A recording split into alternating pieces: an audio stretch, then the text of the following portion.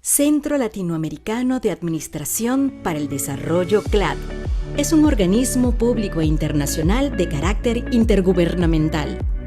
Su creación en 1972 fue respaldada por la Asamblea General de las Naciones Unidas con la idea de establecer una entidad regional que tuviera como eje de su actividad la modernización de las administraciones públicas, un factor estratégico en el proceso de desarrollo económico y social. Actualmente, el ministro de Administración Pública de la República Dominicana, Darío Castillo Lugo, es el presidente del Consejo Directivo del CLAD. El Centro Latinoamericano de Administración para el Desarrollo, el CLAD, es un organismo internacional cuyo objetivo esencial es mejorar el servicio público que las administraciones iberoamericanas prestan a los ciudadanos. Con este fin, trabajamos en el CLAD cada día desde 1972. Centro Latinoamericano de Administración para el Desarrollo CLAD, por la reforma, modernización e innovación del Estado y la administración pública. Muy buenos días, buenas tardes, queridos alumnos de este gran curso internacional del CLAD. Vamos a dar inicio a la primera clase académica del curso sobre concepto de ética en las principales corrientes de teoría ética. Les damos las gracias por la participación en estas 2 semanas de ambientación que han tenido más que cualquier otro curso, tanto tiempo para que solventar y dominar el campus virtual. Estaremos respondiendo a las tareas que se les indicó acerca del foro de ambientación el día de hoy, o a más tardar el día de mañana, y ya está visible el módulo correspondiente al presente. Damos la palabra a los profesores Manuel Villoria y César Cruz. Hola, buenas. César, ¿quieres decir algo? No, en principio no, Manuel. Muy interesados y muy entusiasmados por comenzar. Muy bien, pues vamos a comenzar con presentando nuestro PowerPoint para que ustedes también tengan con ello una forma de seguir esta clase más amena y de forma más sencilla. Vamos a intentar que estos conceptos bastante abstractos se puedan de alguna forma digerir de forma sencilla, y de lo que primero tenemos que hablar es del propio concepto de ética. Luego nos separaremos, intentaremos ver ética y moral, hablaremos de las intuiciones, hablaremos de ética y derecho, de ética y religión, de la necesidad de la ética, del relativismo, de la ética de los animales, e intentaremos también introducirnos a grandes teorías éticas, todo de forma muy sencilla, muy rápida. En 1 hora y media es evidente que solo podemos dar una visión general. Ustedes tienen documentación para progresar, para desarrollar los conocimientos, está dentro de la web del curso, pero además tienen ahí bibliografía que nosotros les recomendamos para que lean, para que amplíen sus conocimientos sobre temas vinculados a la ética posteriormente del servicio público, a la ética y la política, a lo que llamaríamos la corrupción y la lucha contra la corrupción, a la gestión de la integridad, etcétera, que son los componentes de este curso. Bien, dicho esto, repito, empezamos con el concepto de ética y moral. ¿Qué es la ética? Bueno, antes de hablar de la ética, quizás convendría hablar de la moral. Se ve, van pasando, ¿no?, las diapositivas, ¿no? Sí, se ve. Perfecto. Entonces, lo primero que les diría es que la moral es ese conjunto de concepciones e intuiciones de las que nos valemos los seres humanos, los grupos humanos, las organizaciones humanas, para definir lo que está bien y lo que está mal, lo que se puede hacer y lo que hay que evitar. Esa sería una concepción amplia de la moral. Todos los seres humanos, de alguna forma, tenemos ciertas concepciones sobre lo que está bien y lo que está mal, en algunos casos muy desarrolladas, en otros casos infradesarrolladas sobre lo que se puede hacer y lo que no. Bien, ¿es esto lo mismo que la ética? ¿Es la moral lo mismo que la ética? Bueno, realmente en la vida común usamos los dos términos de forma intercambiable, no los distinguimos. Pero si somos rigurosos desde la filosofía moral, podríamos decir que la ética es la reflexión filosófica sobre la moral existente, un análisis de la moral existente para ver si reúne las condiciones de rigor lógico, de coherencia estructural, de capacidad y de rigor también conceptual, y de esa forma, desde una dimensión que podríamos denominar rigurosa, exacta, pues podemos analizar la moral existente. Entonces la ética sería una reflexión sobre la moral hecha desde la filosofía, ¿no? Bien, repito, en la vida real usamos los dos términos de forma indistinta. Esta definición de la moral que yo les he dado antes, concepciones e intuiciones, nos lleva a la idea de las intuiciones y de los sentimientos morales. Esto ya está en Hume. Hume desarrolla una teoría moral basada sobre todo en la idea de que hay unos sentimientos morales que son comunes mayoritariamente a los seres humanos y que nos generan de alguna forma guías para la actuación. Hay conductas que nos parecen, sentimos que son dignas de seguirse y conductas que rechazamos, que nos repugnan, ¿no? Si yo veo a alguien pegar con su puño a un bebé, me repugna, ¿no? Naturalmente, ¿no? Entonces dice Hume que hay sentimientos morales. Bien, yo, vinculado a los sentimientos morales, diría que en gran medida tenemos intuiciones morales también, ¿verdad? Las intuiciones morales también son una forma de pensamiento no racional, como todas las intuiciones, ¿verdad? Que de alguna forma también nos guían en nuestra conducta.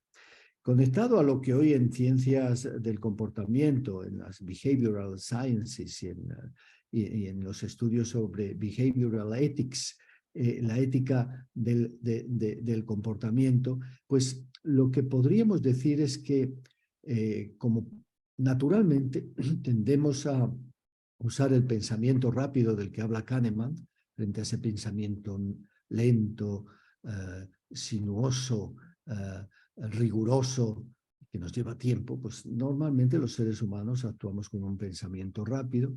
En ese pensamiento rápido que, como todos sabemos, tiene sus sesgos y tiene sus problemas, están las intuiciones, y dentro de las intuiciones están las intuiciones morales que también muchas veces son las que guían nuestro comportamiento. Hoy en día, si yo les preguntara a ustedes cuántas, no dilemas morales, pero sí cuestiones morales se han podido plantear a lo largo del día, ustedes me mirarán y dirán, pues probablemente ninguna, pero yo les diría, sí, ustedes se han planteado cuestiones morales sobre si tengo que llevar al niño al colegio, si lo dejo a mi mujer, si me esfuerzo yo más hoy para saludar a mis compañeros, si aunque me caigan mal no sé quién, voy a evitar conflictos, si en última instancia debo pararme en este semáforo o intento pasármelo. Bueno, tomamos muchas decisiones que tienen un componente moral cada día, ¿no? Y las tomamos guiados por nuestras intuiciones, ¿no? No nos paramos a decir, bueno, ¿qué diría Kant ante este semáforo? ¿O qué diría Kant en este momento sobre si debo estar en clase o debo apagar la computadora y dedicarme a otros temas? Bueno, pues ahí las intuiciones morales nos van diciendo muchas cosas. Lo que pasa es que, claro, las intuiciones morales a veces nos engañan. Muchas veces lo que llamamos intuiciones no son verdaderas intuiciones, sino son deseos a los que damos la forma de estas intuiciones. Tengo la intuición de que me va a tocar la lotería. Bueno, es un deseo más que una intuición normalmente, ¿verdad? Porque ciertamente las intuiciones reflejan un conocimiento que está en nuestro cerebro, que no está, está oculto, y que cuando se producen ciertos hechos externos aparece de forma súbita y nos genera lo que llamaríamos mariposas en el estómago nos generan unas intuiciones, ¿verdad? Algo que nos guía a seguir un determinado camino, a seguir una forma de actuar. Y este conocimiento probablemente está muy vinculado a factores de aprendizaje histórico e incluso, y aquí es donde viene el debate interesante, probablemente estas intuiciones tienen que ver con un conocimiento que se nos transmite de forma genética o incluso epigenética sobre cuál sería el mejor comportamiento a seguir por los seres humanos, cuál sería el mejor comportamiento a seguir como persona en un entorno social donde vivo con otras personas, con otros seres humanos. Bueno, entonces las intuiciones nos guían, son importantes, los sentimientos morales están ahí, no todo es razón, no todo es pura racionalidad, y muchas veces para hacer frente a los miles de problemas y de dilemas que tenemos de este tipo, sobre qué debo hacer, qué no, qué está bien, qué está mal, pues usamos las intuiciones. Ahora volveremos sobre este tema. Volveremos sobre este tema ahora cuando hablemos de la ética de los animales. Distinto también de la ética, o distinto de la ética, es el derecho. ¿Por qué? Pues porque en términos muy sencillos, ¿no? Y siguiendo una famosa reflexión kantiana. Vamos a ver, el derecho necesita mostrarse externamente y obliga a todos los ciudadanos de una determinada comunidad, el derecho les obliga. Y además tiene un elemento fundamental que es la coactividad. El incumplimiento del derecho permite al Estado actuar para obligar al cumplimiento del derecho o a sancionar los incumplimientos.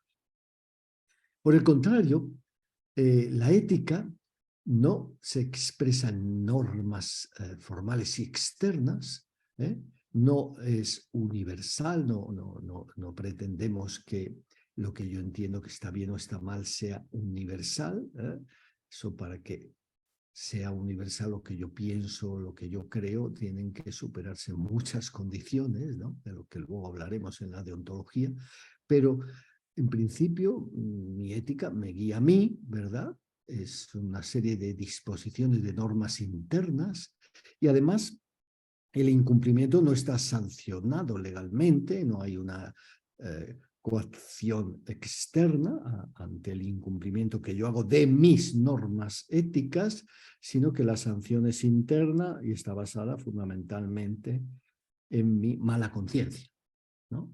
Mi mala conciencia es lo que hace que, bueno, pues yo sienta una cierta repugnancia a incumplir mis propias normas, ¿no?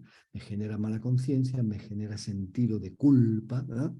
El no cumplir aquello que yo entiendo que debo hacer, ¿no? Y se producen ahí disonancias cognitivas entre lo que hago y lo que pienso, ¿no? Y eso nos genera tensiones, nos genera un disconfort que hace que normalmente tendamos a intentar ser coherente con nuestro modelo de lo que deberíamos hacer. Tendemos a ser coherentes, aunque en la vida práctica hay muchísimos elementos que nos desvían de esa coherencia, muchísimos factores que nos desvían de esa coherencia, como las pasiones, por ejemplo, o ciertos sentimientos negativos, etc.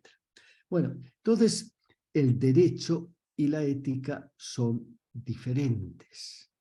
¿Hasta qué punto podemos decir que son completamente diferentes? ¿No hay elementos comunes? Probablemente. Eso nos llevaría a un debate muy profundo entre ciertos conceptos más positivistas del derecho frente a otros conceptos más, podríamos decir, más deontologistas o más moralistas del derecho. Pero es verdad que en ocasiones el derecho se reúne toda una serie de condiciones previas, ¿no? De deliberación, debate, escucha mutua, consenso, pues expresa realmente una forma de entender lo que está bien y lo que está mal colectivamente, y en ese sentido puede conectar con ciertos criterios morales. Pero, repito, en principio hay diferencias claras. Yo, en consecuencia, siguiendo la tesis kantiana, puede que en ocasiones, actuando conforme a derecho, actúe de forma no ética. ¿Por qué? Porque, de acuerdo con mis disposiciones morales, de acuerdo con mi ética interior, yo no debería cumplir esa norma. Y entonces la cumplo y jurídicamente, perfecto. Pero éticamente, no he actuado de forma coherente. Del mismo modo, puede ocurrir que yo me encuentre frente a ciertas normas y decida por ética no cumplirlas, y entonces el Estado me sanciona. Hay diferentes expresiones de esto, ¿no? Como la desobediencia civil, la objeción de conciencia, etcétera, en las que hay personas que frente a leyes que consideran injustas, las incumplen, sobre todo en la desobediencia civil, asumen las consecuencias de que el Estado te lleve a la cárcel, pero vas orgullosamente a la cárcel porque entiendes que esta norma es injusta, que habría que cambiarla, y que lo que has hecho ahí es actuar éticamente. El ejemplo, pues todos tenemos muchos casos, desde Martin Luther King, y cómo este hombre, pues en ocasiones, pues va a la cárcel también porque se niega a cumplir las normas que establecían reglas discriminatorias contra las personas de color, las personas negras en Estados Unidos, ¿no? Bueno, entonces, desobediencia civil, objeción de conciencia en ocasiones, en el ejercicio de determinadas profesiones, en las cuales, pues bueno, pues yo entiendo que mi ética está por encima del derecho. Repito, nadie podrá decirme en un determinado momento, cuando yo he cumplido la norma, nadie podrá preguntarme, un policía, si yo aparco adecuadamente, no me puede preguntar, oiga, pero usted lo ha hecho por conciencia o por miedo. Pues mire, usted da lo mismo porque yo he cumplido, ¿no? Obviamente, desde la perspectiva ética, yo tengo que hacerlo por conciencia, no por miedo, pero eso a usted no le importa. Bueno, entonces, ética y derecho. También podríamos hablar de la distinción entre ética y religión, que esencialmente, fíjense, las religiones que en su origen, ¿no? Todas las reglas morales desde las sociedades más antiguas, ¿no? Desde ya el Código de Hammurabi o las reglas de la Maat en Egipto, en miles y miles de años, pues ya existían reglas morales explícitas que se expresaban en decálogos, en códigos, etcétera. Eran reglas morales. En el cristianismo tenemos los 10 mandamientos, ¿verdad? Son reglas morales que una determinada comunidad asume, concepciones sobre lo que está bien y lo que está mal, sobre lo que se debe hacer y lo que se debe evitar, pero en el mundo antiguo, pues estas concepciones están vinculadas a mitos, a religiones, ¿no? Y tienen esas características propias de una ética, de una concepción moral que es religiosa. La ética religiosa es una ética comprensiva. Comprensiva quiere decir que incluye principios, normas y prácticas, que de alguna forma engloba toda tu vida. Es decir, si eres cristiano, amarás al prójimo, ¿no? Como a ti mismo, ¿no? Si eres cristiano, si eres católico, perdón, tienes normas como la indisolubilidad del matrimonio y tienes prácticas como ir a misa todos los domingos y fiestas de guardar. Eso es la ética de un católico, pero esa ética se puede imponer a todo el mundo, a todas las sociedades, a todas las personas. Es obvio que no. Las éticas religiosas son éticas privadas, muy comprensivas, que no pueden situarse como ética colectiva, como ética pública, salvo que introduzcamos un sistema totalitario o dictatorial, ¿no? Bueno, entonces veamos que las éticas comprensivas religiosas son propias de las personas. Cada uno de nosotros podemos asumir una ética religiosa, pero no podemos pretender que esa comprensividad que incluye prácticas, formas de vivir cada día, de comer, de reunirse, de hacer o no hacer, de no practicar sexo, todo eso no podemos pretender que se aplique a todas las personas, ¿no?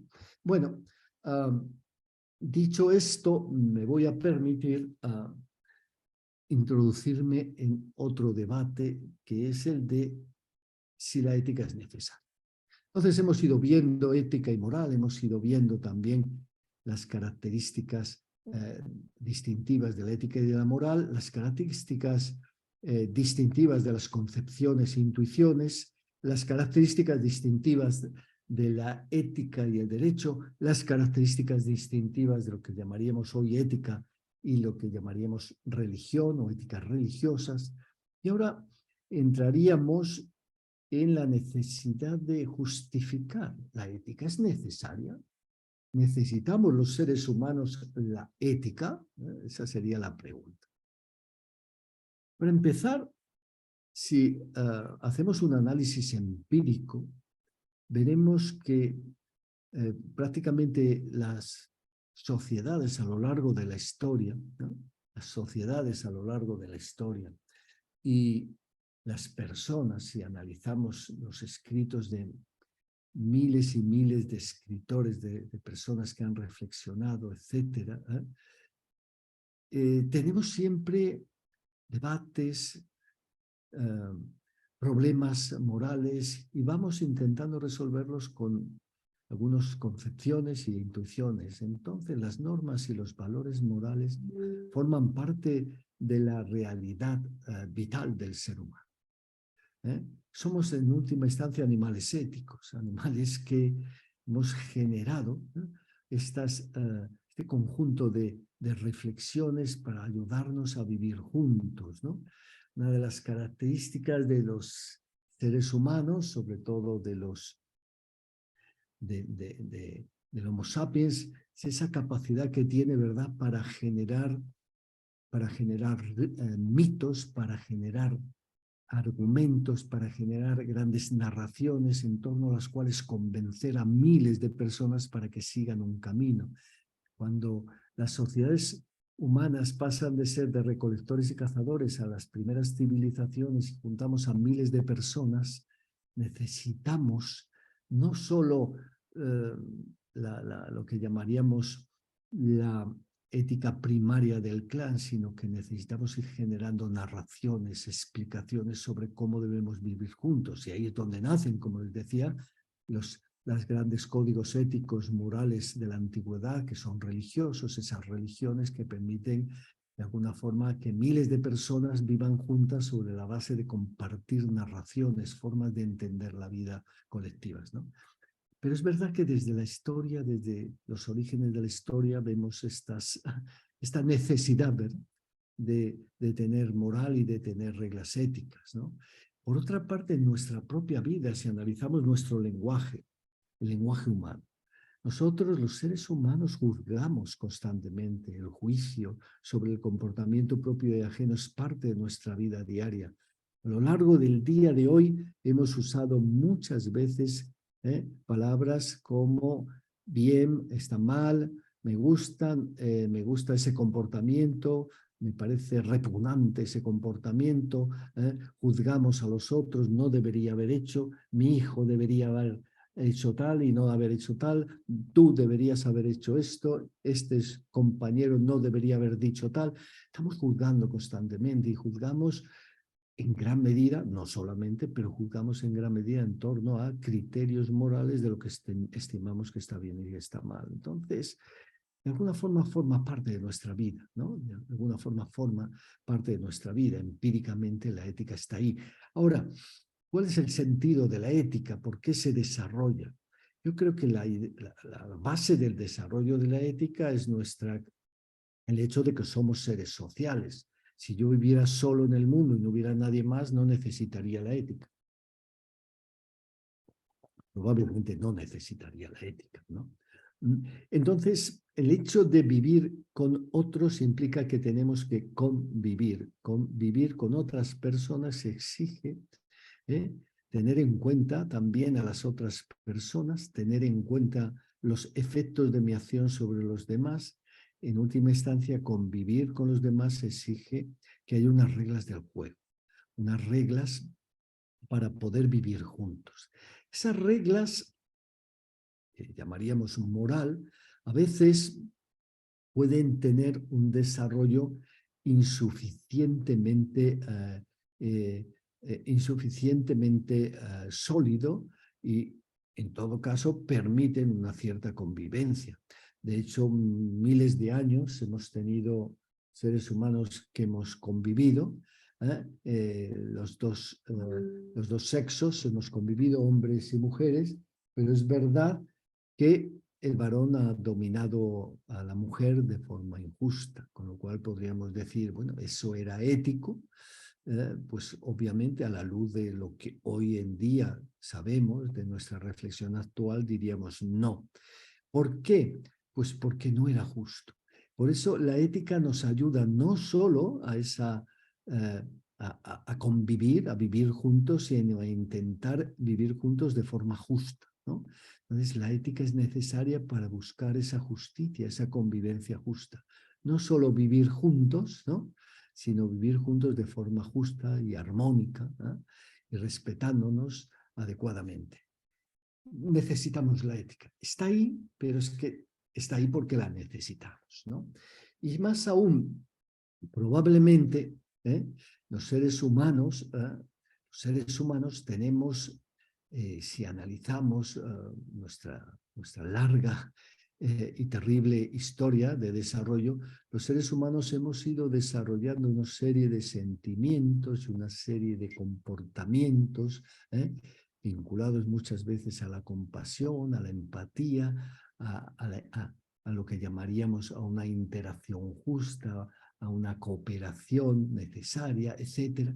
Y lo hemos ido desarrollando a lo largo de la historia en un aprendizaje social que tiene mucho que ver también, lógicamente, con toda la teoría evolucionista, con toda la teoría de la evolución. Es decir, los seres vivos, pues obviamente vivimos en un entorno competitivo, en el cual pues sobreviven los que mejor se adaptan, ¿no? Entonces esa adaptación es la que permite la supervivencia, no es que sean los más fuertes, sino los que mejor se adaptan son los que sobreviven, los que son capaces de ir adaptándose a los cambios en el entorno, ¿no?, entre los seres vivos, ¿no? Los humanos realmente no estamos muy bien preparados físicamente para la supervivencia, ¿eh? De hecho, pues no corremos como los felinos normalmente, no tenemos la fuerza de un elefante, no podemos volar, no podemos ir debajo del agua mucho rato. Entonces tampoco tenemos una capacidad para la supervivencia muy elevada, ¿no? Esto ya lo explica maravillosamente Platón en sus diálogos. Es verdad que no tenemos, ¿no?, esa capacidad para la supervivencia que tienen otros animales y sin embargo hemos sobrevivido y hemos dominado el planeta. ¿Por qué? ¿Por qué? Porque hemos tenido esa capacidad de adaptación, ¿verdad? Porque hemos desarrollado algo tan extraordinario como la inteligencia y el lenguaje, y esto nos ha permitido sobrevivir, pero también y fundamentalmente porque hemos tenido capacidad de cooperación, porque hemos desarrollado la ética y la moral, porque hemos de alguna forma establecido unas reglas que nos permitían vivir juntos y apoyarnos mutuamente y hacer frente juntos a los retos de la supervivencia, ¿no? Y esto nos ha pasado a nosotros, pero también a muchos animales. Nosotros lo único que somos los que hemos conseguido desarrollar una mejor capacidad cooperativa, por lo menos en grupos de clanes inicialmente y luego en grupos más o menos homogéneos. Hemos ido consolidando sistemas de cooperación que nos permitían hacer frente a los retos de la supervivencia. Entonces, si uno analiza la historia de la humanidad, se dará cuenta de que nuestra capacidad para sobrevivir y dominar el planeta no ha estado tanto en nuestro egoísmo, nuestra inteligencia racional egoísta, sino en nuestra inteligencia cooperativa, en esa capacidad de construir modelos de interacción que son inteligentes en sí mismos y que nos permiten protegernos, ayudarnos para hacer frente a los retos del entorno. Por esta razón, les animo a ver este vídeo que ponemos aquí, que son las conversaciones de Frans de Waal sobre la ética de los animales, en la que nos muestra que realmente nosotros, probablemente como descendientes de los primates, lo que hemos sido es capaces, ¿verdad?, de ir aprendiendo de forma continua, y esto probablemente se ha convertido en un aprendizaje que se transmite genéticamente y epigenéticamente, y hoy en día, pues muchas veces nuestras intuiciones que nos dicen es mejor cooperar que competir, es mejor ayudar que pisotear, es mejor hablar que insultar, todo esto nos viene de un aprendizaje histórico en el cual pues nos hemos dado cuenta, ¿verdad?, de que si yo tengo que hacer frente y soy tan débil a los retos del entorno, a estos felinos, a estos animales tan peligrosos, a un entorno tan complejo, al frío, y no tengo una piel que me proteja como la de otros animales, ni la fuerza de otros animales, ¿cómo puedo sobrevivir? Y la única forma de sobrevivir es apoyándonos mutuamente en el clan, apoyando a nuestros seres más débiles, también a nuestros niños, para que puedan sobrevivir y mantener la especie. Y eso exige una colaboración mutua, un apoyar a las mujeres que han tenido los niños, a las que están preñadas, a todos los que forman parte de esta comunidad y nos repartimos el trabajo y cazamos y recolectamos y lo compartimos en nuestro clan. Y esa es la clave de nuestra supervivencia. Si cada uno va por la suya, no conseguiremos nada. Si cuando entra en nuestra cueva un oso, yo lo que hago es tirarle un niño para que se lo coma y así poder salir yo huyendo, pues obviamente seré muy listo, me he salvado, pero el clan nunca me admitirá de nuevo dentro del clan y viviré solo. Y vivir solo implica la muerte. Vivir solo en ese entorno implica la desaparición. Por eso la inteligencia colectiva es cooperar, ayudémonos, seamos solidarios dentro de nuestro clan. Bueno, pues esto es lo que quiero que vean ahora en este vídeo. Son unos 15 minutos y como desde aquí probablemente, si yo le doy, no va a salir, les pido que entren, por favor, en la página web de la página web que tenemos y que vayan al vídeo sobre la ética de los animales que lo tienen ahí, ¿vale? No sé si lo pueden ver, por favor, si me... ¿Quieres que hagamos el visionado desde aquí? Lo puedo hacer yo, lo puedo intentar yo desde acá.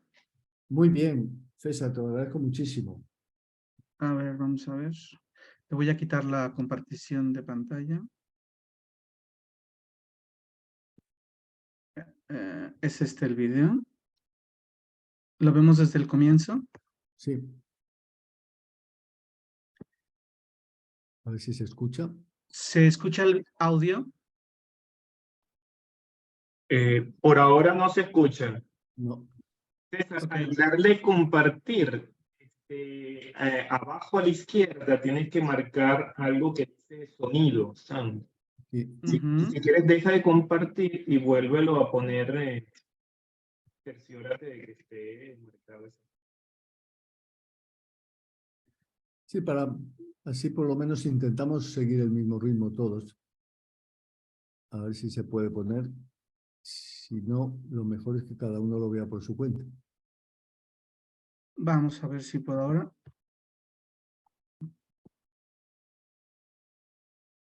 Muy ¿Lo bien. escuchan ahora? No, no se escucha. Yo no lo escucho. No. No, no se escucha. Ahora, no, habría que darle ahí, ¿no? Vamos a ver. Un momento.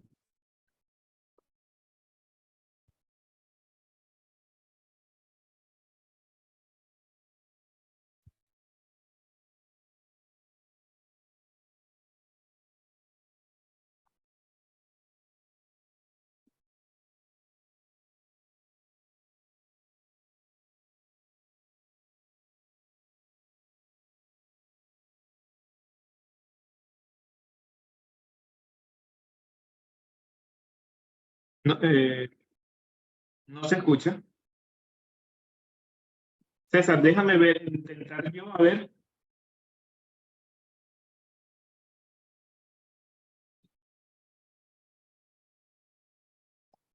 Si no, es más fácil que cada uno lo vea por su cuenta y en 16 minutos, que es lo que dura, ¿no? Creo recordar, volvemos.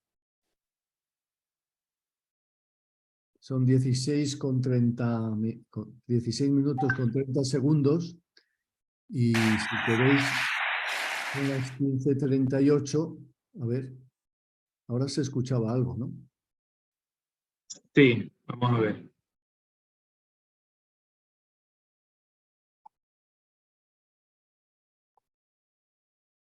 Franz de Waal, ahora.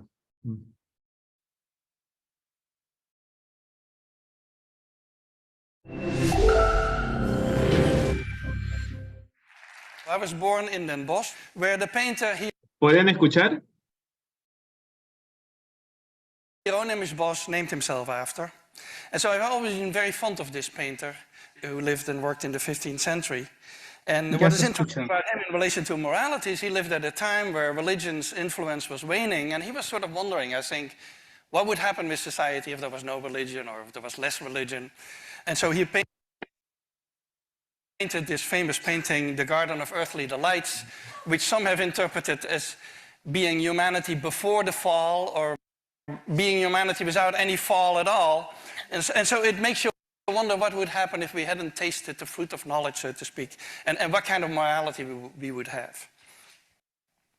Much later, as a student, I went to a very different garden, a zoological garden in Arnhem, where we keep chimpanzees. This is me at an early age with a baby chimpanzee. And I discovered there that chimpanzees are very power hungry and wrote a book about it. And at that time, the focus in a lot of animal research was on aggression and competition. And actually, the whole picture of the animal kingdom, and humanity included, was that deep down we are competitors, we are aggressive, we are all out for our own profit, basically. This is the launch of my book. I'm not sure how well the chimpanzees read it, but they surely seemed interested in the book. Now, in the process of doing all this work on power and dominance and aggression and so on, I discovered that chimpanzees reconcile after fights. And so what you see here is two males who have had a fight. They ended up in a tree, and one of them holds out a hand to the other. And about a second after I took the picture, they came together in the fork of the tree, and they kissed and embraced each other. Now, this is very interesting because at the time, everything was about competition and aggression, and so it wouldn't make any sense. The only thing that matters is that you win or that you lose. But why would you reconcile after a fight? That doesn't make any sense. This is the way bonobos do it. Bonobos do everything with sex, and so they also reconcile with sex. But the principle is exactly the same. The principle is that you have a valuable relationship that is damaged by conflict, so you need to do something about it. And so my whole picture of the animal kingdom, and including humans also, started to change at that time. So we have this image in political science, economics, the humanities, philosophy for that matter, that man is a wolf to man. And so deep down, our nature is actually nasty. I think it's a very unfair image for the wolf. The wolf is after all, a very cooperative animal. And that's why many of you have a dog at home, which has all these characteristics also. And it's very unfair to humanity, because humanity is actually much more cooperative and empathic than they're given credit for. And so I started getting interested in those issues and studying that in other animals. So these are the pillars of morality. If you ask anyone what is morality based on, these are the two factors that always come out. One is reciprocity, and associated with it is a sense of justice and a sense of fairness. And the other one is empathy and compassion. And human morality is more than this.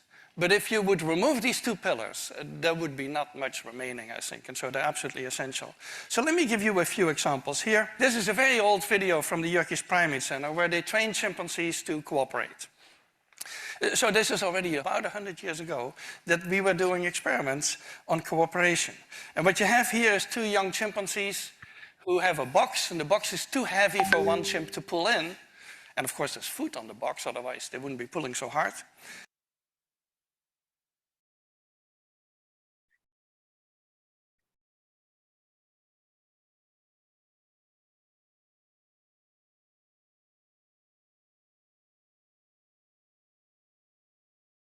And so they're bringing in the box. And you can see that they're synchronized. You can see that they work together. They pull at the same moment. It's already a big advance over many other animals who wouldn't be able to do that. And now Disculpe, están puestos los subtítulos, pero sin embargo no se ve. you're going to get a more interesting picture because now A veces tardan un poco en salir. Ahí, on. Ahora sí Ok, tendrían que salir. perdón. No sé si ponerlo desde el principio o... Disculpen todos. And so I've always been very fond of this painter who lived and worked in the 15th century. And what is interesting about him in relation to morality is he lived at a time where religion's influence was waning, and he was sort of wondering, I think, what would happen with society if there was no religion or if there was less religion. And so he painted this famous painting, The Garden of Earthly Delights, which some have interpreted as being humanity before the fall or being humanity without any fall at all. And so it makes you wonder what would happen if we hadn't tasted the fruit of knowledge, so to speak, and what kind of morality we would have. Much later, as a student, I went to a very different garden, a zoological garden in Arnhem, where we keep chimpanzees. This is me at an early age with a baby chimpanzee. And I discovered there that chimpanzees are very power hungry and wrote a book about it. And at that time, the focus in a lot of animal research was on aggression and competition. And actually, the whole picture of the animal kingdom, and humanity included, was that deep down we are competitors, we are aggressive, we are all out for our own profit, basically. This is the launch of my book. I'm not sure how well the chimpanzees read it, but they surely seemed interested in the book. Now, in the process of doing all this work on power and dominance and aggression and so on, I discovered that chimpanzees reconcile after fights. And so what you see here is two males who have had a fight. They ended up in a tree, and one of them holds out a hand to the other. And about a second after I took the picture, they came together in the fork of the tree, and they kissed and embraced each other. Now, this is very interesting because at the time, everything was about competition and aggression, and so it wouldn't make any sense. The only thing that matters is that you win or that you lose. But why would you reconcile after a fight? That doesn't make any sense. This is the way bonobos do it. Bonobos do everything with sex, and so they also reconcile with sex. But the principle is exactly the same. The principle is that you have a valuable relationship that is damaged by conflict, so you need to do something about it. And so my whole picture of the animal kingdom, and including humans also, started to change at that time. So we have this image in political science, economics, the humanities, philosophy for that matter, that man is a wolf to man. And so deep down, our nature is actually nasty. I think it's a very unfair image for the wolf. The wolf is after all, a very cooperative animal. And that's why many of you have a dog at home, which has all these characteristics also. And it's very unfair to humanity, because humanity is actually much more cooperative and empathic than they're given credit for. And so I started getting interested in those issues and studying that in other animals. So these are the pillars of morality. If you ask anyone what is morality based on, these are the two factors that always come out. One is reciprocity, and associated with it is a sense of justice and a sense of fairness. And the other one is empathy and compassion. And human morality is more than this.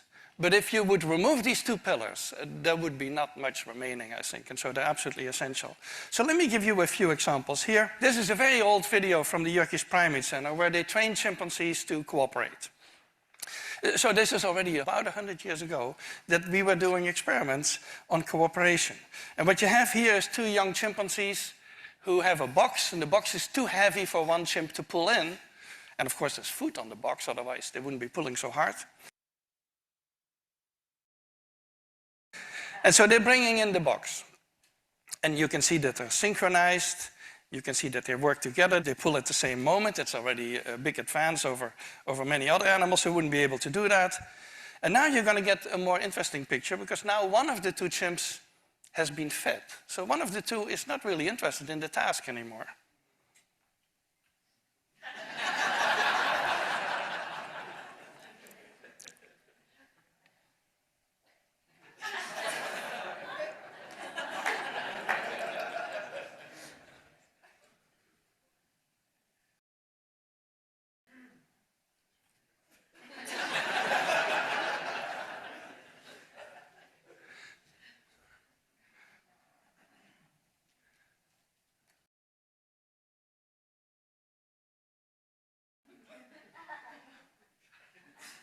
Now look at what happens at the very end of this.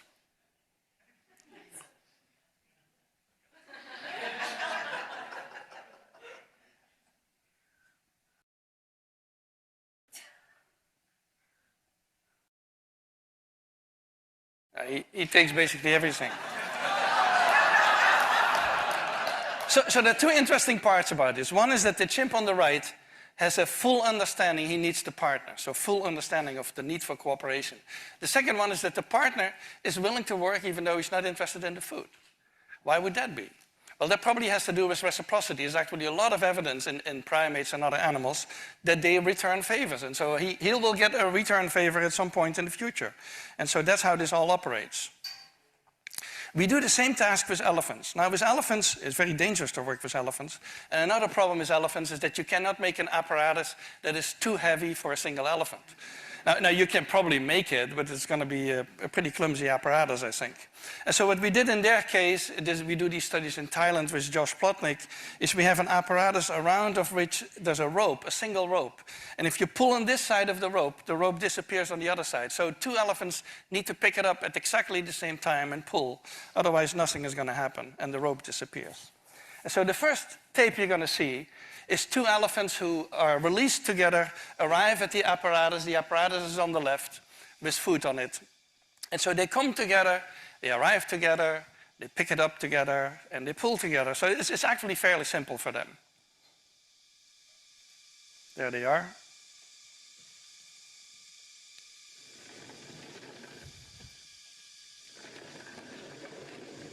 And so that's how they bring it in. But now we're going to make it more difficult because the whole purpose of this experiment is to see how well they understand cooperation. Do they understand it as well as the chimps, for example? And so what we do in the next step is we release one elephant before the other, and that elephant needs to be smart enough to stay there and wait and not pull at the rope, because if he pulls at the rope, it disappears and the whole test is over. Now this elephant does something illegal that we did not teach it, but it shows the understanding that he has because he puts his big foot on the rope, stands on the rope and waits there for the other, and then the other is going to do all the work for him. So it's what we call freeloading.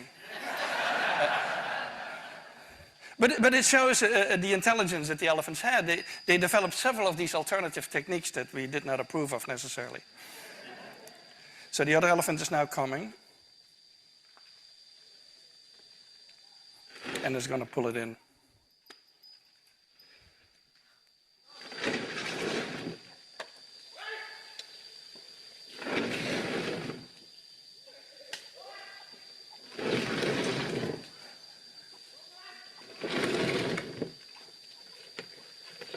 Now look at the other doesn't forget to eat, of course. This was the cooperation reciprocity part. Now something on empathy. Empathy is my main topic at the moment of research, and empathy has sort of two qualities. One is the understanding part of it. This is just a regular definition, the ability to understand and share the feelings of another, and the emotional part. And so empathy has basically two channels. One is the body channel. If you talk with a sad person, you're going to adopt a sad expression and a sad posture, and before you know it, you feel sad. And that's sort of the body channel of emotional empathy, which many animals have. Your average dog has that also. That's actually why people keep mammals in the home and not turtles or snakes or something like that, who don't have that kind of empathy. And then there's a cognitive channel, which is more that you can take the perspective of somebody else. And that's more limited. There's few animals. I think elephants and apes can do that kind of thing, but there are very few animals who can do that. So synchronization, which is part of that whole empathy mechanism, is a very old one in the animal kingdom. And in humans, of course, we can study that with yawn contagion. Humans yawn when others yawn, and it's related to empathy. It activates the same areas in the brain. Also, we know that people who have a lot of yawn contagion are highly empathic. People who have problems with empathy, such as autistic children, they don't have yawn contagion. So it is connected. And we study that in our chimpanzees by presenting them with an animated head. So that's what you see on the upper left, an animated head that yawns. And there's a chimpanzee watching, an actual real chimpanzee watching a computer screen on which we play these animations.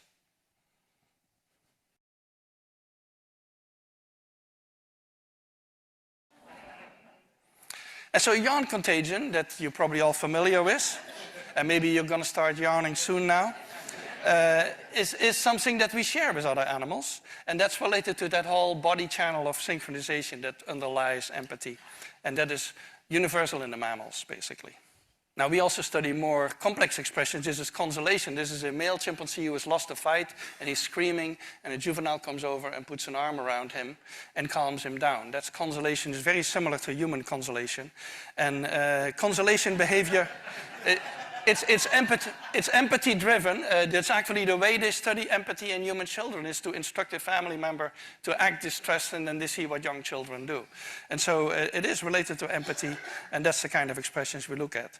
We also recently published an experiment, you may have heard about it, on altruism in chimpanzees, where the question is, do chimpanzees care about the welfare of somebody else? And for decades, it had been assumed that only humans can do that. Only humans worry about the welfare of somebody else. Now, we did a very simple experiment. We do that on chimpanzees that live in Lawrenceville, in the field station of Yerkes, and so that's how they live. And we call them into a room and do experiments with them. In this case, we put two chimpanzees side by side, and one has a bucket full of tokens, and the tokens have different meanings. One kind of token feeds only the partner who chooses, the other one feeds both of them. So this is a study we did with Vicky Horner. And here you have the two color tokens. So they have a whole bucket full of them. And they have to pick one of the two colors. You will see how that goes. So if this chimp makes the selfish choice, which is the red token in this case, it needs to give it to us. We pick it up. We put it on a table where there's two food rewards, but in this case only the one on the right gets food and the one on the left walks away, because she knows already that this is not a good test for her. And then the next one is the pro-social token. So the one who makes the choices, that's the interesting part here. For the one who makes the choices, it doesn't really matter. So she gives us now a pro-social token and both chimps get fed. So the one who makes the choices always get a reward. So it doesn't matter whatsoever, and she should actually be choosing blindly. But what we find is that they prefer the pro-social token. So this is the 50% line, that's the random expectation. And especially if the partner draws attention to itself, they choose more. And if the partner puts pressure on them, so if the partner starts spitting water and intimidating them, then the choices go down and they actually don't want to... It's as if they're saying, if you're not behaving, I'm not going to be pro-social today. And this is what happens without a partner, when there's no partner sitting there. And so we found that the chimpanzees do care about the well-being of somebody else, especially these are other members of their own group. So a final experiment that I want to mention to you is our fairness study. And so this became a very famous study, and there's now many more, because after we did this about 10 years ago, it became very well known. And we did that originally with capuchin monkeys, and I'm going to show you the first experiment that we did. It has now been done with dogs, and with birds, and with chimpanzees. But with Sarah Brosnan, we started out with capuchin monkeys. So what we did is we put two capuchin monkeys side by side. Again, these animals, they live in a group. They know each other. We take them out of the group, put them in a test chamber. And there's a very simple task that they need to do. And if you give both of them cucumber for the task, the two monkeys side by side, they're perfectly willing to do this 25 times in a row. So cucumber, even though it's really only water in my opinion, but cucumber is perfectly fine for them. Now, if you give the partner grapes, the food preferences of my capuchin monkeys correspond exactly with the prices in the supermarket. And so if you give them grapes, that's a far better food, then you create inequity between them. So that's the experiment we did. Recently, we videotaped it with new monkeys who had never done the task, thinking that maybe they would have a stronger reaction, and that turned out to be right. The one on the left is the monkey who gets cucumber. The one on the right is the one who gets grapes. The one who gets cucumber, note that the first piece of cucumber is perfectly fine. The first piece she eats. Then she sees the other one getting grape, and you will see what happens. So she gives a rock to us, that's the task. And we give her a piece of cucumber, and she eats it. The other one needs to give a rock to us. And that's what she does. And she gets a grape. And she eats it. The other one sees that. She gives a rock to us now, gets again cucumber.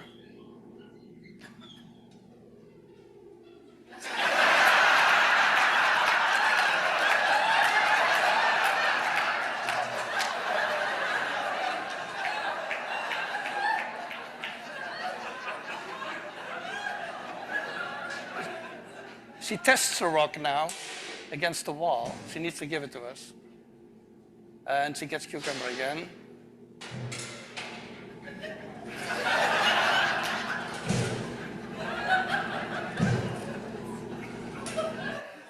So this is basically the Wall Street protest that you see here.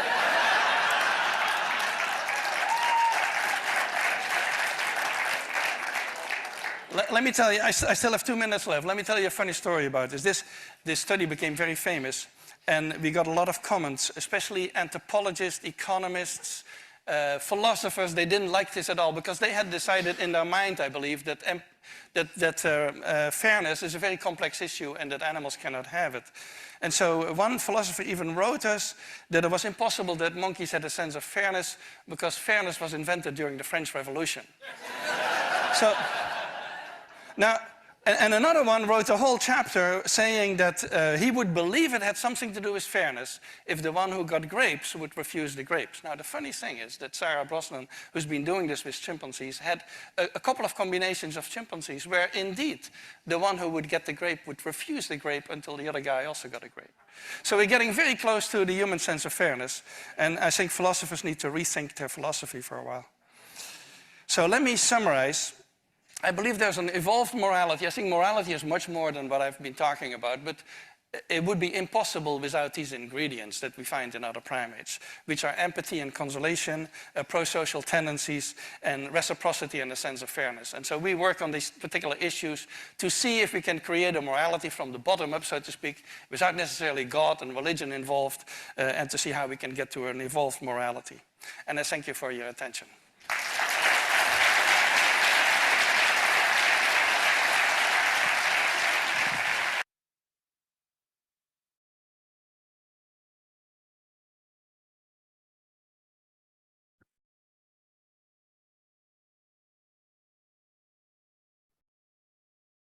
Muchísimas gracias, Nelson. Estupendo video. No sé, Manuel, conectarse. A propósito de este video, yo nunca dejo de sorprenderme y de verlo porque en el fondo pues da cuenta de que hay condiciones y sobre todo comportamientos prosociales, ¿no? De los que no somos completamente conscientes, ¿no? Pero que en el fondo se asocian fundamentalmente a una capacidad evolutiva, ¿no? Y que, como bien decía el doctor Villoria, se asocian fundamentalmente a esta necesidad de supervivencia, ¿no? Ya estás aquí, Manuel, adelante. Hola, ¿se escucha? Sí. Perfecto, es que antes parece que lo tenía apagado. Bueno, decía que a mí me parece efectivamente que es fascinante este vídeo, que nos ayuda a entender esta continuidad, ¿verdad?, entre una serie de comportamientos de los animales y comportamientos de los humanos que tienen que ver con la necesidad de establecer estas reglas de comportamiento, estas reglas de comunidad para conseguir sobrevivir. En el caso de los seres humanos hemos avanzado y hemos, obviamente, aparte de estas necesidades de comportamiento que tienen que ver con la supervivencia, le hemos dado además una reflexión ética, hemos situado en un contexto social, las hemos enriquecido y situado dentro de teorías éticas más profundas, pero la verdad es que detrás de toda ética existe también todo este conjunto de elementos que llamaríamos casi genéticos y epigenéticos, que tienen que ver con sentimientos y actitudes prosociales, que tienen que ver con la empatía natural hacia los nuestros, hacia los más cercanos, que tienen que ver también con la reciprocidad y la búsqueda de justicia. Bueno, y finalmente me gustaría recordar que tal vez también la ética para algunos ayuda a dar un sentido a la vida, y algunos van más allá y dicen que la ética nos permite alcanzar la felicidad, ¿no? Esto estaba en el propio Aristóteles, en el sentido siguiente: para Aristóteles, como para todos los griegos, lo importante es la comunidad más que el individuo, más que cada persona. Lo importante es que nosotros somos seres en una comunidad, somos seres que vivimos en comunidad y que solo en la comunidad alcanzamos nuestro pleno desarrollo, nuestras plenas capacidades, ¿no? Y que en tanto en cuanto miembros de la comunidad necesitamos de alguna forma desarrollar unos tipos de comportamientos que nos permitan apoyar, ayudar a nuestra comunidad. Pero para desarrollar esos comportamientos, como luego veremos, tenemos que generar unas virtudes, un carácter, una forma de ser. Si nosotros somos capaces de desarrollar ese carácter, esa forma de ser valiente, cooperativo, prudente, justo, si somos capaces de ello, ayudaremos a nuestra comunidad y eso nos da felicidad. Esa es la teoría, ¿no? Entonces nos genera eudaimonía, ¿no? Esa sensación de completud, ¿no? De un ser humano que cumple sus fines, el fin para el que nace, que es la felicidad, pero a través de la comunidad, ¿no? Bueno, la verdad es que sobre la felicidad y la ética pues hay muchos debates, ¿no? Algunos piensan que la ética a veces lo que te produce no es felicidad, sino conflicto muchas veces. Decir lo que piensas, decir la verdad, enfrentarte a la injusticia a veces a muchas personas les ha llevado a la muerte, ¿no?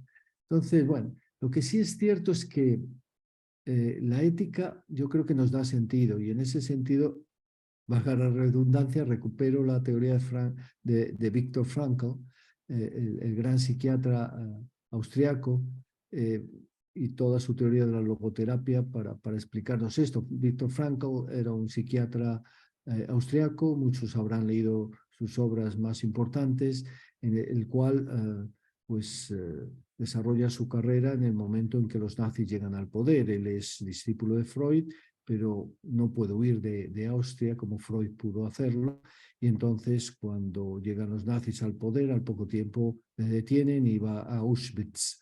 Él es de las pocas personas que sobrevivió a Auschwitz y cuando sobrevivió, cuando salió de Auschwitz al poco tiempo, escribió un libro maravilloso que se llama El hombre en busca de sentido, en el cual explica su experiencia en Auschwitz, pero también su filosofía, su teoría psiquiátrica llamada logoterapia, terapia a través del logos, terapia a través del sentido. Entonces él nos dice algunas cosas que me parecen muy interesantes para estas reflexiones sobre ética. La primera es que no puede haber ética sin libertad. El ser humano tiene libertad para actuar en un sentido o en otro, para poder ayudar a los demás, para hacerles daño, ¿no? Y gracias a eso hablamos de ética. Si estuviéramos predeterminados como un león, que un león tiene hambre y ataca, ¿no? No puede elegir, ¿no? Entonces, pues no podríamos hablar de ética, ¿no? Estaríamos predeterminados y no habría ética. La ética tiene que ver con una capacidad de elección, ¿no? Y la capacidad de elección, viene a decirnos, él se da en todas...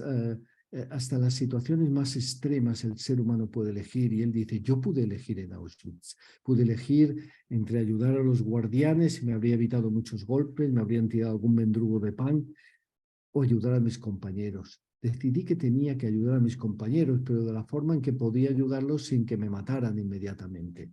En Auschwitz, si te veían ayudar a alguna persona moribunda o que se caía o que sufría, te podían matar. De hecho, en las marchas de la muerte, cuando alguien caía y tú le intentabas levantar, te pegaban un tiro en la cabeza.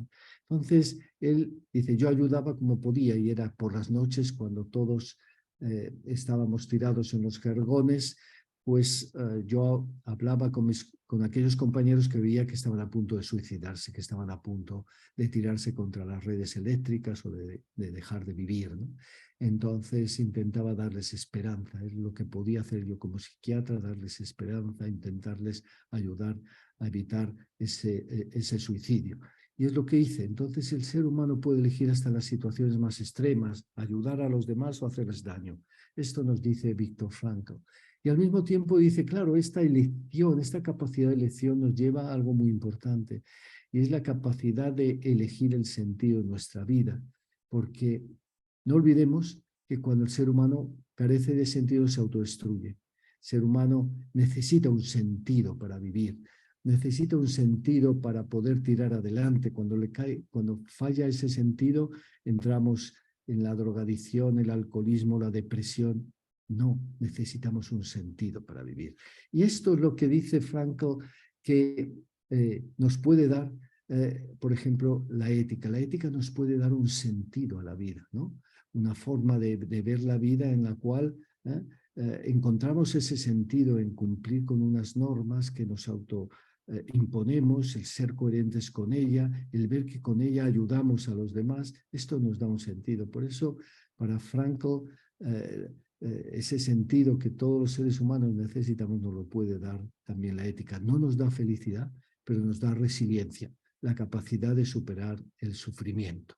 Bueno, dicho todo esto, hemos dado, espero, razones para la ética. ¿Por qué necesitamos la ética? Necesitamos la ética para convivir, necesitamos la ética para buscar una convivencia justa, pero necesitamos la ética también para sobrevivir. Sin la ética no habríamos sobrevivido, sin esta capacidad de cooperación, sin estas actitudes prosociales, sin esta empatía y compasión no habríamos sobrevivido. Y finalmente necesitamos la ética para dar un sentido también a nuestra vida y a nuestros comportamientos, ¿no? Bien, sobre metaética no voy a decirles nada porque creo que es demasiado complicado, lo tienen en el texto, son reflexiones sobre la propia ética, sobre si existen hechos morales y hechos inmorales, sobre si son universales las normas éticas, sobre si hay relatividad en el mundo de la ética, si son verdaderos o falsos los enunciados morales, y hay muchas teorías al respecto. Me remito al texto. Quienes quieran meterse en este complejo mundo de la metaética, lo tienen en el texto que les hemos puesto, y si tienen alguna cuestión, pues me la preguntan.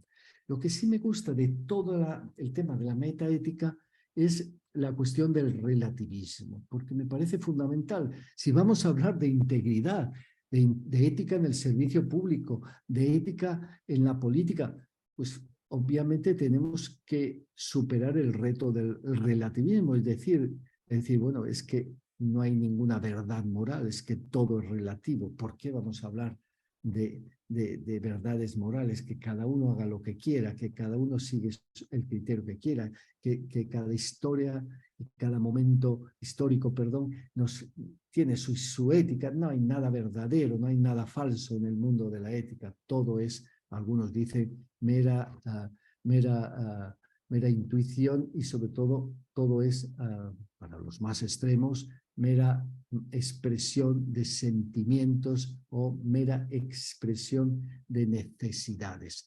Bueno, ciertamente la idea del relativismo se puede ver desde tres perspectivas. Como una constatación empírica de que hay creencias y valores morales distintos entre los seres humanos, lo cual es cierto, ¿no? Tenemos creencias y tenemos valores morales distintos y los hemos tenido a lo largo de la historia, ¿no? No es lo mismo la ética que hoy en día tenemos en nuestras sociedades occidentales que la que había en el siglo IV y V antes de Cristo, ¿no? Como metaética, pues también implica la negación de que existan principios o códigos de validez universal. Y lo que viene a decir el relativismo desde esta perspectiva es que las verdades morales son relativas a factores culturales e históricos. O como criterio de acción normativo, que es qué hacer cuando nos enfrentamos a personas con valores, creencias diferentes, ¿no? La idea de no juzgar, de no imponer. Bueno, distintas formas de ver el relativismo. Yo personalmente creo que hay un relativismo extremo que todas y todos los que estamos aquí naturalmente lo rechazamos. Que es decir, cada uno puede hacer lo que quiera, no tengo ningún derecho a juzgar moralmente a nadie, cada uno que haga lo que estime oportuno. Y yo le diría, bueno, y si esta persona viola a un niño, ¿qué tengo que decir? Que le respeto, que cada uno tiene una forma de ver la vida, ¿no? Él viola a niños y luego algunas veces los mata, pero bueno, no pasa nada, cada uno tiene una forma de ver la vida. No. El relativismo extremo yo creo que todos lo rechazamos. Lo que sí es cierto y es más debatible es la idea del relativismo cultural, ¿no? La idea de que en última instancia la costumbre humana, decía Protágoras ya hace muchos siglos, ¿verdad?, determina lo hermoso y lo feo, lo justo y lo justo. La costumbre, lo que en un determinado en una determinada comunidad, en un determinado momento histórico, se establece como justo e injusto lo que es justo e injusto. No hay nada justo e injusto eternamente por encima de lo que en ese momento y circunstancia existe. Bueno, es verdad que esta afirmación pues es importante y no es tan sencillo superarla, ¿no? Yo diría que la costumbre influye, sin lugar a dudas, sobre lo que la gente piensa de lo bello y lo justo. Pero decir que determina, pues no estaría de acuerdo. El hecho de que existan desacuerdos morales implica que no puede haber algunos juicios morales que sean verdaderos, correctos, y algunos juicios morales que sean incorrectos. Yo creo que, en definitiva, la ética nos permite, creo yo, es una opinión personal, la ética nos permite llegar a ciertas conclusiones que son universalizables y generalizables, y evitar de alguna forma también ese relativismo cultural que nos llevaría a lo siguiente. Y les pongo el caso. Imaginemos que en una comunidad se entiende que es bueno, es justo, extirpar el clítoris a las adolescentes, a las púberes. Cuando llegan a una cierta edad se les extirpa el clítoris, se produce la ablación de clítoris. Es una costumbre, ¿verdad?, que se hace en esta comunidad. Y frente a ello, ¿qué tengo que decir? Bueno, no es malo ni es bueno, es propio de esa comunidad. Yo creo que eso es muy peligroso. Por esa razón yo creo que es necesario aceptar el multiculturalismo, aceptar el diálogo intercultural, no pretender que porque yo sea de Occidente y europeo tengo una superioridad moral sobre los demás, ni mucho menos, y hay que aceptar el intercambio, la interacción, el diálogo cultural, pero en ese diálogo yo quiero ver si lo que se afirma se sustenta en razones sólidas o no. Y cuando uno analiza, por ejemplo, la ablación de clítoris, se encuentra con que las personas que lo promueven en ciertas comunidades y le preguntas por qué se hace esto, te vienen a decir, bueno, es una cuestión religiosa, cuando no lo es. Desde luego en el Corán no está, en la religión musulmana eso no se promueve. Te dicen, bueno, pues lo que pasa es que hay que evitar la promiscuidad de las mujeres. Pero ¿por qué la promiscuidad de las mujeres y no de los hombres? ¿No? ¿Es que son muy promiscuas las mujeres y los hombres no? ¿No es al revés, más bien? O te dicen, no, es que hay que proteger el honor familiar. Ah, sí, el honor familiar se protege amputando a una pobre adolescente el clítoris, destruyéndole la capacidad de tener relaciones sexuales plenas a lo largo de su vida. ¿Es así? ¿No se podría también resolver el problema del honor familiar castrando a los hombres? ¿No? Bueno, es evidente que cuando no hay razones sólidas que fundamenten este tipo de comportamientos, pues son rechazables. Son rechazables. Otra cosa es qué se puede hacer. ¿Qué se puede hacer? Pero yo puedo decir que no son justos, que no reúnen las condiciones mínimas de una ética que permita la convivencia justa. Entonces, yo creo que se tienen que aceptar las costumbres de muchos pueblos indígenas y aborígenes. Hay que aceptar las costumbres de otras sociedades, pero no todas. Hay algunas que son rechazables en base a valores que serían universales, como el de la dignidad humana, el respeto al otro, elementos que entendemos que configuran la base de la ética universal hoy en día.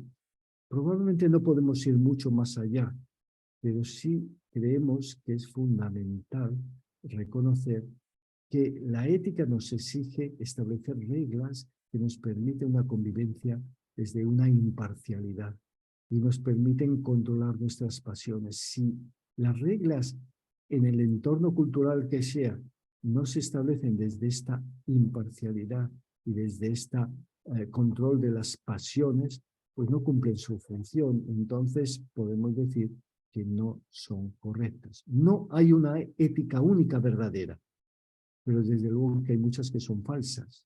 No reúnen las condiciones básicas de un análisis mínimamente racional, mínimamente justo, y por eso podemos considerarlas erróneas. Otra cosa es qué se puede hacer. ¿Qué puedo hacer frente a la ablación de clítoris en una tribu en determinados lugares de África? ¿Tengo que bombardear esa tribu para que evite, para que no vuelva a hacerlo? No, mire usted. La clave normalmente es más bien el diálogo, la formación, el desarrollo. Creer que a través del diálogo, de la formación y del desarrollo se podrá avanzar. Pero obviamente no puede ser la violencia, porque al final no consigues nada, ¿no?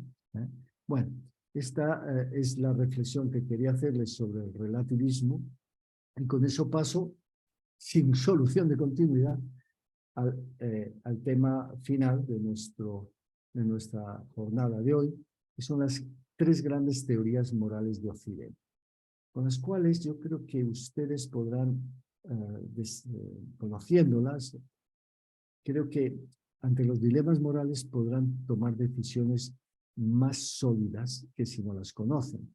Estoy seguro que ustedes las conocen ya, pero vamos a intentar sistematizarlas y actualizar algunas ideas sobre las mismas.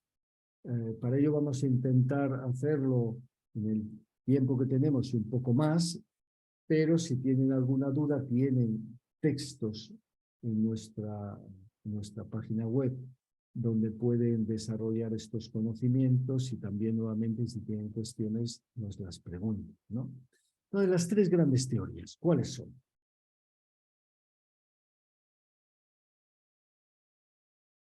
Pues son la deontología, el utilitarismo y la teoría de la virtud.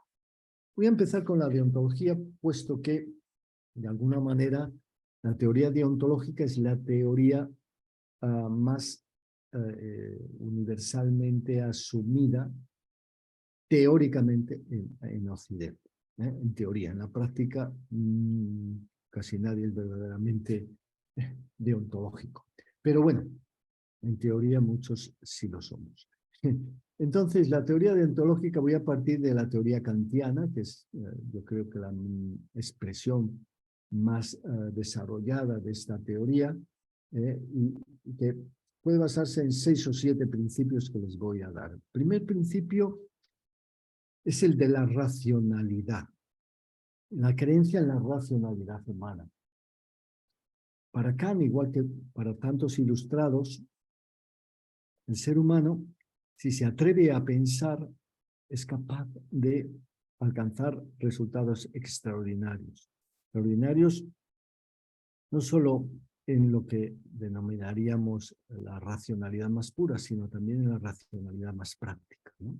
Entonces, la capacidad para pensar, atrévete a pensar, decía Kant, atrévete a pensar, porque si pensamos, ¿verdad?, llegaremos a formas de convivencia mucho más pacíficas, mucho más humanas, ¿no? Dado que, diría Kant, Dios nos ha dado esta capacidad para razonar, ¿no? Dado que tenemos esta capacidad para razonar, lo que es cierto es que tenemos un deber. ¿Cuál es? El segundo elemento de su teoría es la conciencia del deber. Tenemos el deber de actuar conforme al deber. Tenemos una conciencia, ¿no?, de que si la razón nos guía por un camino, debemos seguir ese camino. Somos conscientes de nuestro deber como seres humanos de actuar racionalmente, de actuar siguiendo reglas de conducta racionalmente consolidadas, racionalmente definidas. Tercer elemento de la teoría, yo diría que es el universalismo, que es, bueno, yo soy capaz, ¿verdad?, a través de la razón, de definir unos principios que guíen mi conducta. Esa sería mi ética, pero actuar conforme a esos principios es lo que es ser ético. Simple y llanamente actuar conforme a los principios que mi razón me ha dado, eso es ser ético. No, no basta, dice Kant, para que actúes de forma ética, esos principios, esas reglas, que tú te has dado tienen que ser universalizables y generalizables, ¿no? Estos principios no son subjetivos, no es algo que te vale a ti, sino que tiene que valer para todos. Los principios éticos son principios universales y generalizables. Entonces, tú tienes que pensar muy bien, reflexionar muy bien sobre si esos principios que la razón te genera son universales y generalizables, son válidos para todos los seres humanos. Esos grandes principios abstractos, ¿no? Son válidos para todos los seres humanos, ¿no? Tercer elemento muy importante de la ética, y repito, teníamos la racionalidad, la conciencia de actuar, la conciencia de que hay un deber y que tenemos que seguir esos deberes que nos marca la razón. Tercero, esta idea del universalismo, la idea de que nuestros principios son verdaderamente éticos cuando son universales y generalizables, no subjetivos, no propios de mí, no me valen solo para mí, sino que valen para todos. En cuarto lugar, vinculado a ello, pues obviamente está la libertad, ¿no? Y la autonomía. Yo cuando sigo estos principios, debo seguirlos por deber, y eso me implica que yo tengo que ejercer esa autonomía de seguir mi propio camino y tengo que tener la posibilidad de ejercer esa autonomía, ¿no? Eso lleva a reflexiones también políticas y sociales importantes de que una sociedad justa es una sociedad en la cual nosotros, cada uno puede ejercer su autonomía, buscar sus principios, seguir esas reglas e intentar que esas reglas son universales y generalizables, pero nadie te puede imponer, sino que tiene que salir de ti, de tu racionalidad, de tu conciencia, ¿no? Entonces, libertad como un elemento fundamental, pero también es muy importante que esta ética no puede ser consecuencialista. ¿Qué quiere decir esto? La ética kantiana no es consecuencialista, no es utilitarista, porque para Kant uno debe actuar por deber sin considerar las consecuencias. Si tú has definido unos principios, unas reglas de comportamiento, tú debes seguirlas independientemente de las consecuencias. Si eso es lo que tú entiendes que es el bien, pues ya está, tienes que seguir esas reglas, ¿no? Si tú vas diciendo, bueno, esta regla en este momento no, en este momento sí, depende de las circunstancias, pues entonces las reglas, ¿no? Las reglas no existen, ¿no? Se difuminan, no hay esas reglas que guían tu conducta, no hay una continuidad, no hay una coherencia. Por eso la ética en Kant no puede ser consecuencialista. Claro, esto es muy complicado porque, como el propio Kant nos explica, si yo tengo escondido en mi casa a alguien a quien busca un asesino y llega a la puerta de mi casa y me pregunta si está esa persona a la que yo culto, ¿puedo mentirle? Kant diría, yo no puedo mentirle. Porque me dirán, sí, ¿cómo no vas a poder mentirle? Si no le mientes, las consecuencias serán negativas. Pero es que mi ética no es consecuencialista. Yo no puedo mentir, es una regla que entiendo que es la mejor, entiendo que es universalizable y generalizable, que no podemos vivir en un mundo de mentiras, de fake news, diríamos ahora. Necesitamos defender la verdad. Entonces, yo podré callarme, claro que sí, pero no podré mentir. Podré callarme frente a la pregunta, pero no podré mentir. Entonces, la idea del no consecuencialismo es muy importante porque, como veremos, la ética utilitarista es consecuencialista. Tú tienes que hacer aquello que produce las mejores consecuencias. La ética consiste en seguir aquella conducta que produce las mejores consecuencias. No, pero para Kant, la ética no es seguir la conducta que produce las mejores consecuencias, sino seguir la conducta que te establece, que te determina tu razón y esas normas universales y generalizables, ¿no? Y esto nos lleva, pues claro, a la idea del imperativo categórico, ¿no? Kantiano, ¿no? La idea de que un imperativo es categórico cuando no hay ninguna regla por encima del mismo, no hay nada por encima del mismo, ¿no? No es una regla que yo establezco que, bueno, sirve para otras reglas, sino que es una regla que no tiene ya por encima de ella ninguna regla superior. Y el imperativo categórico kantiano te dice obra siempre de tal manera que los principios en los que fundamentas tu conducta pueden convertirse en ley universal. Entonces, obra siempre de forma coherente con esos principios que pueden convertirse en ley universal. Ser coherente con esos principios que pueden convertirse en ley universal. Siguiente elemento, yo ya no sé cuánto llevo, racionalidad, conciencia del deber, universalismo, libertad y autonomía, no consecuencialismo y imperativo categórico. Y esto nos lleva a otro elemento fundamental de la ética deontológica kantiana, que es el humanismo, ¿no? La idea de que trata a la humanidad en tu propia persona o en la de cualquier otro, nunca como un medio, siempre como un fin. Trata a las personas como un fin. Cada persona es un fin en sí mismo. Si yo soy un ser humano, si sé que tengo capacidad racional, si sé que puedo definir mi camino a través del uso de la razón, cualquier otro ser humano también tiene esa capacidad. Yo tengo que tratarlo como tal ser humano, como alguien con capacidad para autodirigirse, autogobernarse, para tener autonomía. No puedo tratarlo como un medio, no es una silla, no es un instrumento, es un ser humano y como tal es un fin en sí mismo, ¿no?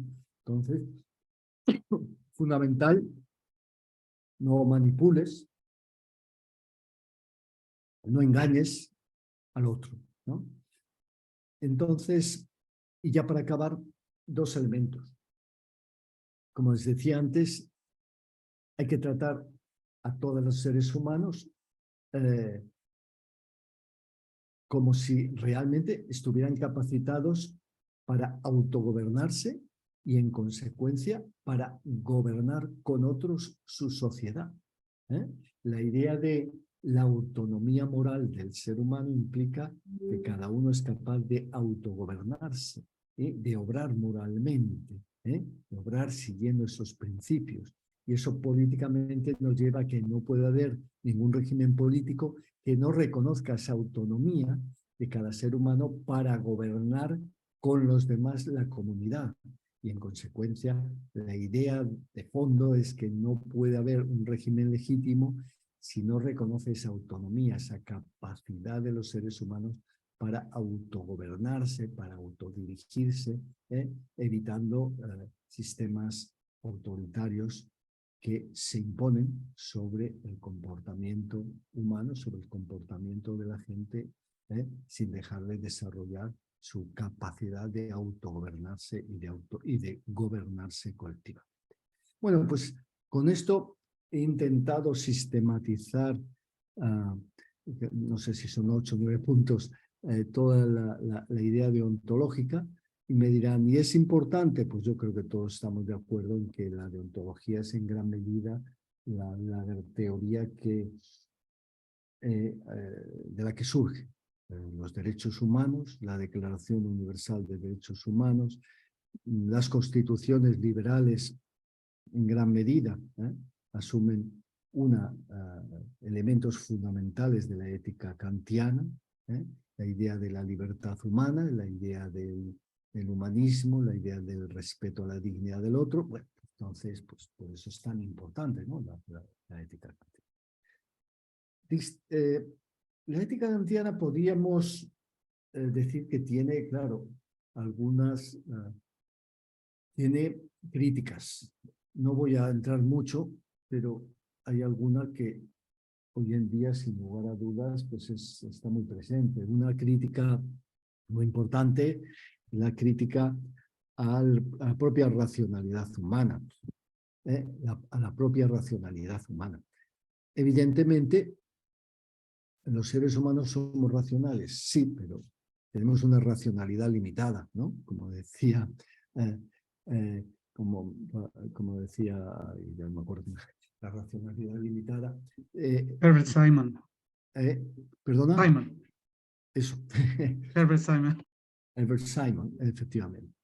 como decía Simon, tenemos una racionalidad limitada. Hoy en día también, como todos sabemos en todas las ciencias conductuales, tenemos sesgos, actuamos con una enorme cantidad de sesgos, sobre todo cuando actuamos con pensamiento rápido, tenemos en consecuencia comportamientos que no son muy racionales, ¿no?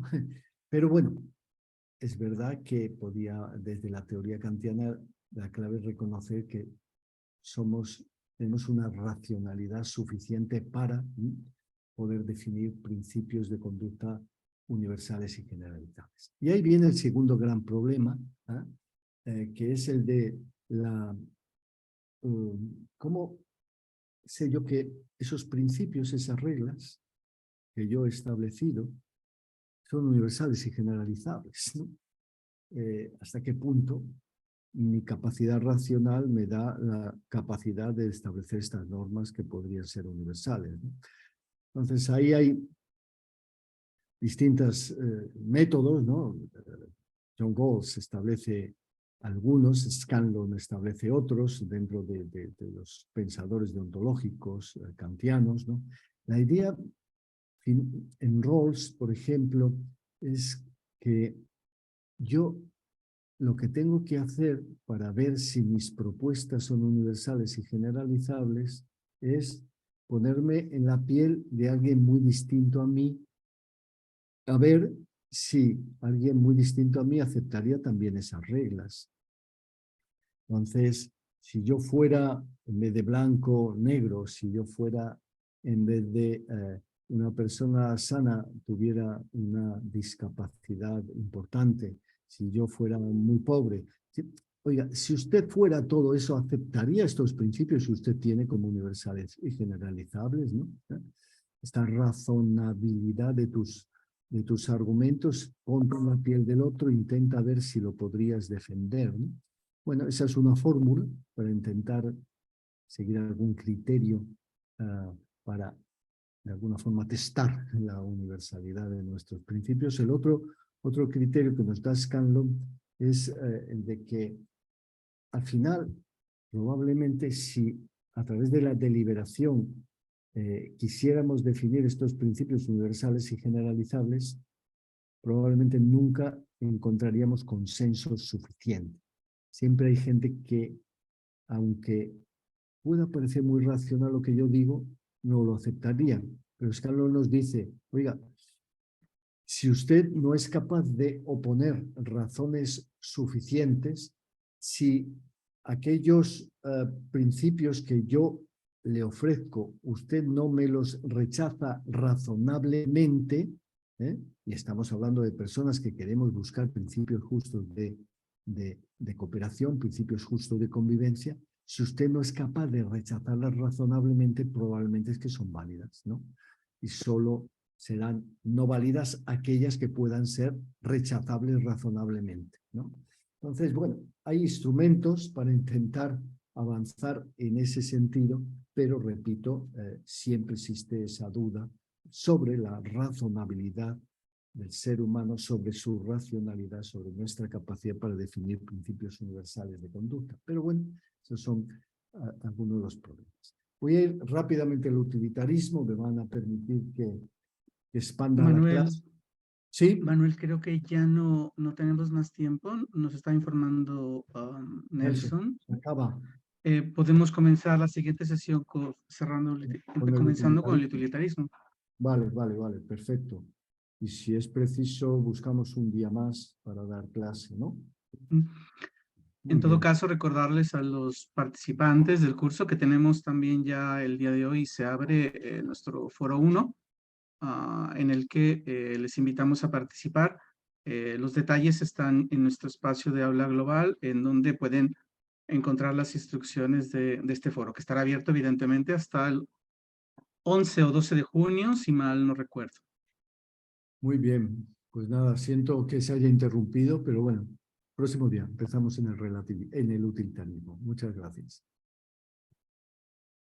A ustedes muchas gracias. Gracias. Muchísimas gracias y disculpen a todos los profesores. Sin embargo, tenemos otra clase en breves minutos. Así que si hay posibilidad de algún tiempo para de hacerlo en otro día, en algún momento, se cuadra y lo hacemos sin problemas, ¿sí? Muy De todas bien. maneras, entonces traslademos a todos el interés, las preguntas que seguramente tendrán para el campus virtual y para las asignaciones y tareas ahí indicadas, con las lecturas, el video que lo vimos en estos momentos, pero para que lo vean con más atención y detalle, Y la está todo en presentación. el campus virtual. ¿Cómo? Y la presentación también está. Perfecto. Y estará la presentación. Ujú. Sin más, de nuevo, disculpen la corrección en el tiempo. Si no tuviéramos este otro curso, no estuviéramos todo el día con ustedes. Muy bien. Muchas gracias y un placer, ¿eh? Nos vemos y nos vemos en el campus virtual. Muchísimas gracias. Hasta luego.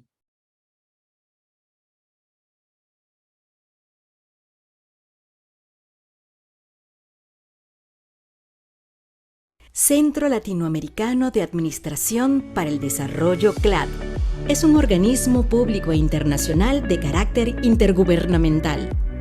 Su creación en 1972 fue respaldada por la Asamblea General de las Naciones Unidas con la idea de establecer una entidad regional que tuviera como eje de su actividad la modernización de las administraciones públicas, un factor estratégico en el proceso de desarrollo económico y social.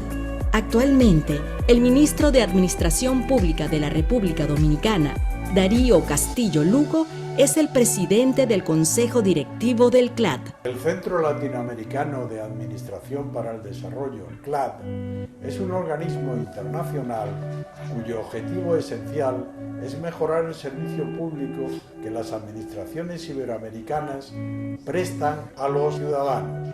Con este fin, trabajamos en el CLAD cada día desde 1972. Centro Latinoamericano de Administración para el Desarrollo CLAD, por la reforma, modernización e innovación del Estado y la administración pública.